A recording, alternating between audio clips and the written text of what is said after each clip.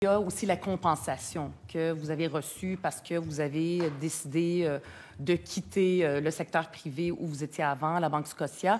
Elle était de combien, cette compensation-là, pour nous donner l'honneur de votre présence dans une société publique?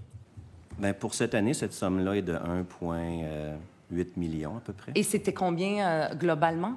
Bien, c'est inscrit dans le rapport annuel. Là. C'est un montant qui est à peu près de 3,7 millions, je crois, j'arrondis. Là, et si on vous avait pas donné 3,7 millions de dollars pour venir dans notre société publique, la Caisse de dépôt et placement du Québec, est-ce que vous auriez refusé de venir avec le salaire moins le 3,7 millions sur 3 ans? Bien, c'était simplement, je vous dirais, des revenus que j'avais gagnés en 2016, 2017, 2018, qui étaient gagnés. Et puis, je les ai reportés encore 3 ans quand je suis venu. Mais il y a une foule de facteurs qui ont fait en sorte que je me suis joint à la Caisse. C'est le rôle d'une vie, c'est un privilège. Et puis, je suis très heureux. Puis, il y a une foule de considérations professionnelles et personnelles qui fait que j'ai accepté de me joindre. Puis, j'en suis très heureux. C'est un privilège, mais qui doit être monnayable avec 3,7 millions de dollars payés par les Québécois pour que vous vous occupiez du bas de laine des Québécois. Sinon, vous ne l'auriez pas fait. Non, c'est pas ça que je dis. Je dis juste que le conseil d'administration a décidé dans les discussions avec moi de le verser.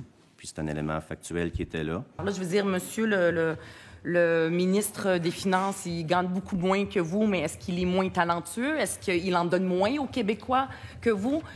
C'est déjà indécent dans le secteur privé, les salaires mirobolants et incroyables, mais quand on est dans une société d'État puis qu'on a l'honneur et le privilège de servir l'ensemble des Québécois, n'est-ce pas indécent d'avoir une différence de salaire aussi importante avec la majorité des gens qui travaillent très, très fort, eux aussi? J'essaie juste de comprendre, de parler avec le Québécois qui est devant moi, pas uniquement le PDG de la Caisse de dépôt et placement du Québec. Est-ce que vous, là, quand vous parlez avec monsieur, madame, tout le monde qui travaille très, très fort à tous les jours, vous n'êtes pas gêné d'avoir un salaire aussi élevé?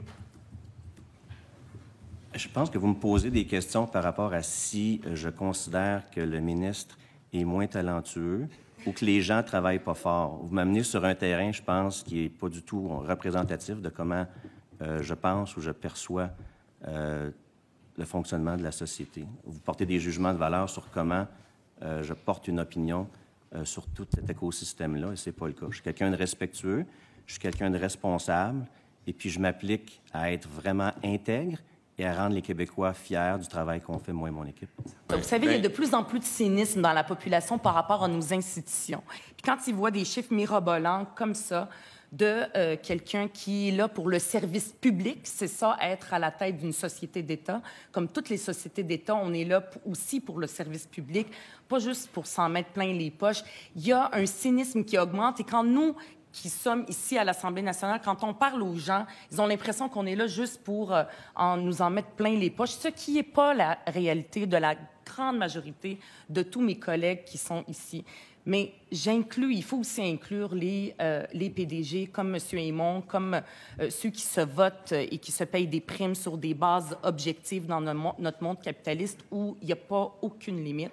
Moi, je pense à ces gens-là qui voient ça, pas seulement ici, c'est pas moi qui seulement la députée de Mercier qui vous pose des questions, mais je me mets à la place des gens qui ont l'impression que leurs institutions sont de plus en plus déconnectées de leur réalité. Mais je comprends que M. Aymon est un petit peu insensible à ça.